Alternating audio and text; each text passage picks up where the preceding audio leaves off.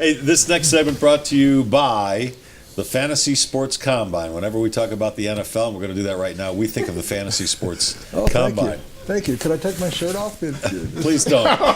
Please don't. We're trying to gain ratings, not lose. That would be cute. The point after in the NFL has been changed. Thank goodness. All I right. couldn't sleep until it was. So here's the deal. Instead of placing the ball at the 2-yard line for the extra point kick, which would make it about a 19-yard kick, they're going to place the ball at the 15. It's going to make it about a 32, 33-yard point after the touchdown. Or you can still go for 2 points from the 2-yard line. That hasn't changed. However, if you have your kick blocked or you turn over the ball on the 2-point conversion, the defense can run it back for 2 points. Those are the changes. What do you think? Well, here's what I think. If I'm up over another team by 1 point and time's running out, I don't kick. I just cover the ball. Yep. So you I don't want a avoid the chance that something could go, disaster could strike and you could lose a game on an extra Snap point. the ball, take a knee. Yeah. I mean, that's something that they haven't thought about. Remember that deal about the replay, and the Detroit coach, Jim Schwartz, went out and couldn't call a replay. Only the opposing team could call for a replay and they had to change the rule. They've overlooked this fact that do you really want a game decided because a guy picks up a fumble at the goal line and runs it 100 yards and you lose on an extra point? Yeah. So there's ways to avoid that. My other point would be that I raised with you the other day, we said 6 ways to improve and I said, bring the uprights in.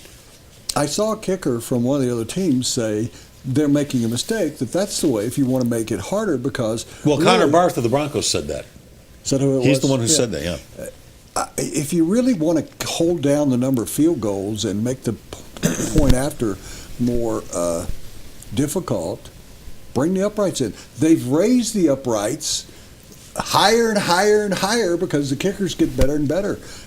I actually enjoyed the rule, and I guess it still continues. I haven't watched indoor football since the John Elway team that was here. The Crush. Yeah. But I kind of like that they put the net behind it, and if it was missed, you could trampoline net. Yeah, that you could actually return it. Yeah, you could play it off the net and return. If you're going to start doing trick football here, well, let me ask you this: do you think this is going to change the way coaches coach, for the most part? I don't think in a significant way. I think they could, at some point, move the extra point even farther back.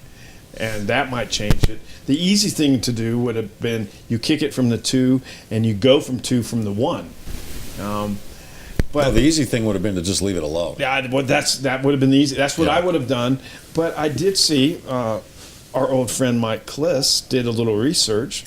Peyton Manning this past season, in 3rd or 4th down with 2 yards to go,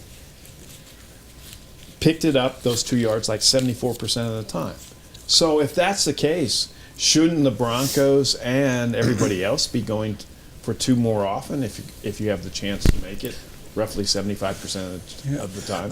I have to, today is Wednesday, I think, Tuesday or Wednesday, and I have to wait and see what he writes all week. And he takes all like the good meat on a turkey and leaves me like, grab off the bone on Sunday. But I'm thinking I'm going to address that subject on Sunday, and one of the things that I'm looking at, I haven't seen Mike Kiszla, is that 49.5% of the time the teams went for 2 last year, they made it. So it's 50-50 proposition. I believe... So you might as well do it all the time then. Well, I believe... Right? Instead of going for 1 point 2 times, go for 2 points every time. You go for it every time. And I'm riding in the car, and I'm not a mathematician, my daughter is. I'm riding in the car and say, okay, you score 4 touchdowns. Bear with me for just a second here. You score 4 touchdowns, you go for it 4 times. So you end up... And if you make it half the time, you still have 4 points. If you kick 4 extra points, you're going to get 4 points because they make it 100% of the time. Even if you make it only 1 out of 4 times, you got 20 points. I mean, 4 touchdowns, you'd have... 26 points. Yeah, 26 points. What's the difference between 27 points and 26 points? It's really kind of... Wait a second. There is a big difference there. Well, in your mind, but not in my mind. I just think I'll give you what I think is a better example, and you won't like this. And if I go for it, I scored 3 touchdowns, and I go for it 3 times, and I get it 1 time. I got what? 6, 6, 6. I got 19 points. I don't think there's much difference. 20. Yeah, I got 20 points if I make it twice. I just think, and he and I have had.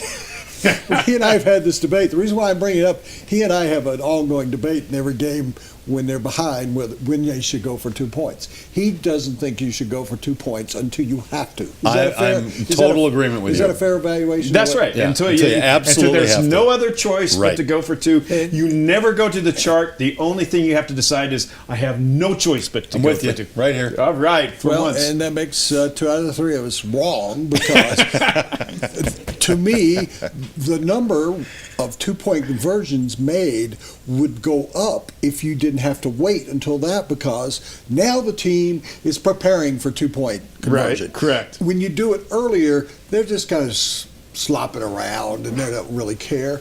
I don't think. If I were a coach, if I'm Gary Kubiak, we already know Chip Kelly's out in front of this. He's been out in front of this for 2.5 months thinking this was going to pass. Right. He's the only smart coach in the league, and you can talk about Tebow all you want, but I think he's going to be in the forefront of, let me take that back. Cordell Stewart was in the forefront.